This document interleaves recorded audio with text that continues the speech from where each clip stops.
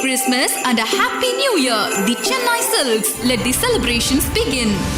அனைவருக்கும் வணக்கம். நான் நந்தினி. இன்று இருக்கக்கூடிய சில முக்கியமான இன்டர்நேஷனல் அப்டேட்ஸை பார்க்கலாம்.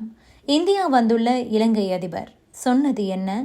13,000 கோடி ரூபாயில் இந்திய விமானப்படைக்கு தயாராகும் போர் விமானங்கள். பாகிஸ்தானுக்கு கடன் கொடுக்க மறுக்கும் உலக வங்கி. ஆன்சைட்டுக்கு ஊழியர்களை அனுப்புவதை குறைக்கும் இந்திய டெக் நிறுவனங்கள்.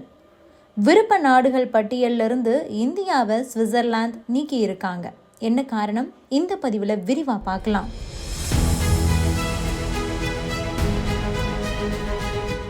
முதலில் இலங்கை அதிபர் அனுரகுமார திசாநாயக்க 3 நாள் பயணமா ஞாயிற்றுக்கிழமை இந்தியா வந்தார். அவரை டெல்லி விமான நிலையத்தில் மத்திய தகவல் மற்றும் ஒலிபரப்புத்துறை இணையமைச்சர் எல் முருகன் வரவேற்றிருக்காரு. இதனைத் தொடர்ந்து அவரை நிதியமைச்சர் நிர்மலா சீதாராமன், வெளியுறவுத்துறை அமைச்சர் எஸ் ஜெய்சங்கர், பாதுகாப்புத்துறை ஆலோசகர் அஜித் தோவல் ஆகியோர் சந்திச்சு பேசியிருக்காங்க.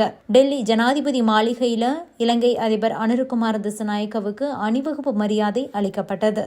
ஜனாதிபதி திரௌபதி முர்மு, பிரதமர் மோடி, மத்திய அமைச்சர்கள் உள்ளிட்டோர் அதில் பங்கேற்றாங்க. பின்னர் அனுரகுமார திசாநாயக்க டெல்லியில் பிரதமர் மோடியை சந்திச்சு பேசினார். அப்போது 2 நாடுகளுக்கும் இடையேயான உறவை வலுப்படுத்துவது குறித்து 2 நாட்டு தலைவர்களும் கலந்து ஆலோசிச்சிருக்காங்க. செய்தியாளர் சந்திப்பில் அனுரகுமார திசாநாயக்க அவர்கள் என்ன சொல்லியிருக்காரு அப்படின்னா, மீனவர் பிரச்சனைக்கு நிரந்தர தீர்வு காண வேண்டும்னு பிரதமர் மோடி வலியுறுத்தினார். இந்தியாவோட சிறப்பான வரவேற்புக்கு நன்றி. இலங்கையோட பாதுகாப்புக்கு இந்தியா உறுதுணையா இருக்கும். இந்திய மீனவர்கள் சுருக்குமடி வலையை பயன்படுத்துறத தவிர்க்கணும். சுருக்குமடி வலையால மீன் வளம் பாதிக்கப்படும். மக்களுக்கான சேவைகளை டிஜிட்டல் முறையில் வழங்க இந்தியா முன்வந்துள்ளது. நிதி நெருக்கடியை இலங்கை சந்தித்த போது இந்தியா முதல் ஆளாக உதவி செய்தது அப்படின்னு சொல்லியிருக்காரு.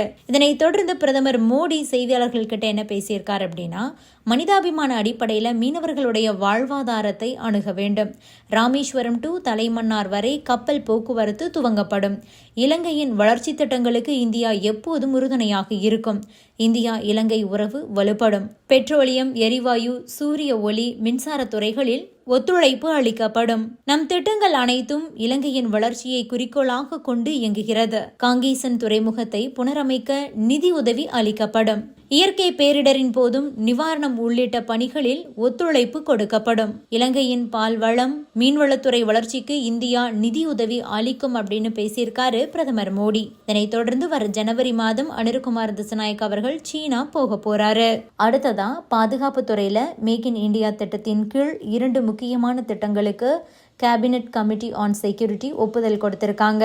அதன்படி இந்திய விமானப்படைக்காக புதியதாக 12 சுக்கோய் 30 MKI ஃபைட்டர் ஜெட்ஸும், இந்திய ராணுவத்துக்காக 100 K9 வஜ்ரா செல்ஃப் ப்ரொபல்டு ஹவிட்சர்களும் வாங்கப்பட இருக்கு. இந்துஸ்தான் ஏரோநாட்டிக்ஸ் லிமிடெட் நிறுவனம் தான் 13,000 கோடி ரூபாயில 12 சுக்கோய் 30 MKI போர் விமானங்களை தயாரித்து வழங்க போறாங்க. LNT நிறுவனம் 100 K9 செல்ஃப் ப்ரொபல்டு ஹவிட்சர்களை தயாரித்து வழங்க இருக்காங்க. அடுத்ததா உலக வங்கி நமது அண்டை நாடான பாகிஸ்தானுக்கு கடன் வழங்க மறுப்பு தெரிவிச்சிருக்காங்க. கடன் விண்ணப்பத்தை ரத்தும் செஞ்சிருக்காங்க. பொருளாதார நெருக்கடியால சிக்கி தவித்து வரக்கூடிய பாகிஸ்தானுக்கு இது மிகப்பெரிய அடியாகவே பார்க்கப்படுது. முன்னதா கொடுக்கப்பட்ட டெட்லைனுக்குள்ள நிபந்தனைகளை நிறைவேற்ற தவறியதை தொடர்ந்து உலக வங்கி இந்த மாதிரியான ஒரு நடவடிக்கையை எடுத்திருக்காங்க.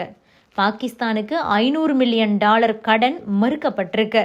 இதற்கு முன்பாக பார்த்தீங்கன்னா உலக வங்கி கடுமையான நிபந்தனைகளின் அடிப்படையில் தான் பாகிஸ்தானுக்கு கடனை கொடுத்தாங்க.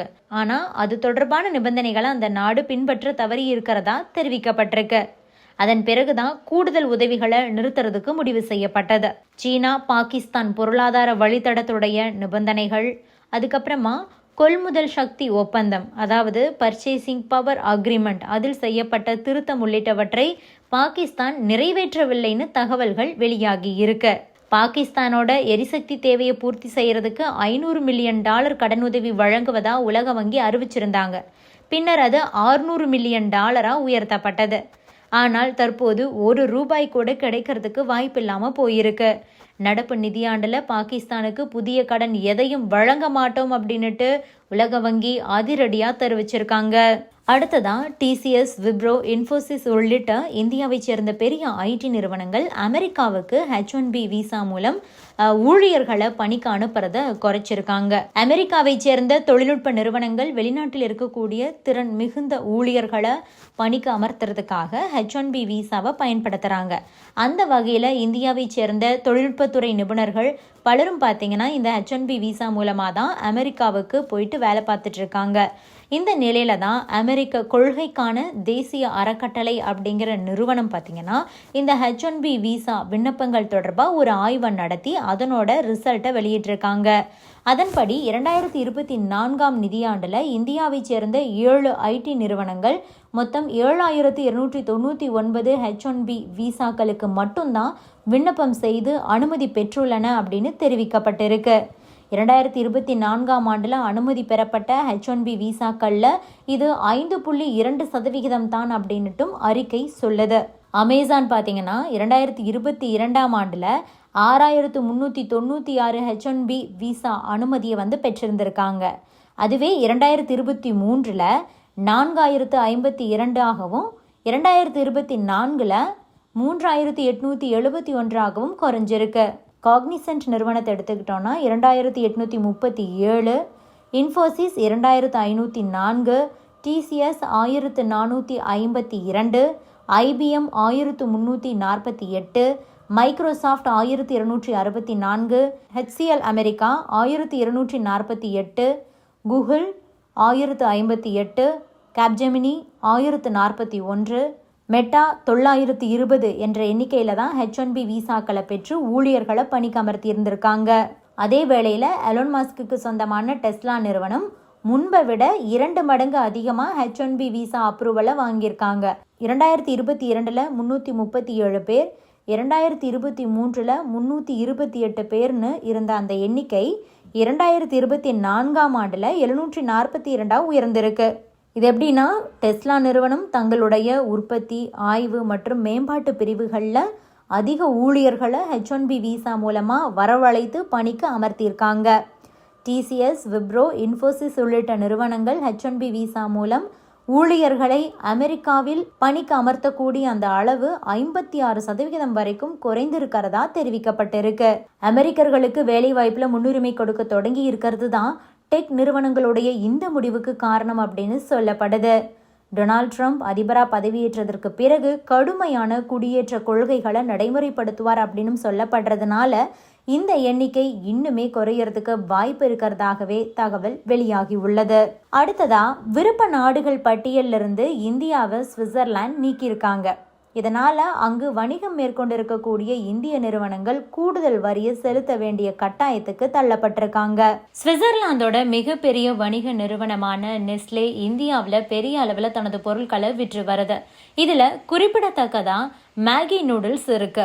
உணவுப் பொருளான இதுல அனுமதிக்கப்பட்ட அளவை விட அதிக அளவு ரசாயனம் கலந்திருக்கிறதா புகார்கள் எழுந்தது.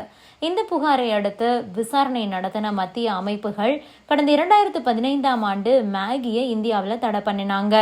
அன்றைய காலத்தில் விற்பனைக்காக வைக்கப்பட்டிருந்த சுமார் 38,000 டன் மேகியை நெஸ்லே நிறுவனம் அழித்தது. மத்திய அரசோட இந்த தடை உத்தரவுக்கு எதிராக நெஸ்லே உச்சநீதிமன்றத்தை நாடியது. விசாரணையில அனுமதிக்கப்பட்ட அளவு மட்டுமே ரசாயனங்கள் கலக்கப்பட்டிருந்ததாகவும், எனவே இது பாதுகாப்பான உணவு தான் அப்படின்னுட்டும் அவங்க வாதிட்டாங்க. ஆனா மேகியில ஈயம் கலக்கப்பட்டு இருக்கிறதா மத்திய அரசு குற்றம் சாட்டியது. இப்படியாக பஞ்சாயத்து நடந்து வந்த நிலையில தான் கடந்த 2023 மத்திய அரசுக்கு சாதகமாக உச்சநீதிமன்றம் தீர்ப்பு வழங்கியிருந்தது. இந்த தீர்ப்பு நெஸ்லே நிறுவனத்தை ரொம்ப கடுமையா பாதிச்சது. எனவே தக்க சமயம் பார்த்து காத்திருந்த இந்த நிறுவனம் அந்த நாட்டோட அரசின் மூலமா இந்தியாவை பழி வாங்கி இருக்கு. அதாவது சுவிட்சர்லாந்து இந்தியாவோடு தொடர்ந்து வர்த்தகம் பண்ணிட்டு இருக்காங்க. இந்திய நிறுவனங்களும் அந்த நாட்டில் வர்த்தகம் பண்ணிட்டு இருக்காங்க. எனவே இந்திய நிறுவனங்களை அந்த நாடு விருப்ப பட்டியலில் வைத்திருந்தது. மற்ற நிறுவனங்கள் 10% வரியை செலுத்த வேண்டும் அப்படிங்கிறது அந்த நாட்டோட சட்டம். ஆனா இந்தியா விருப்ப நாடுகள் பட்டியலில் இருந்ததுனால 5% வரியை செலுத்தினால் போதுமானது அப்படின்னுட்டு இருந்தது. இந்த விருப்ப பட்டியலில் இருந்து தான் தற்போது இந்தியாவை அந்த நாடு நீக்கி இருக்கிறது.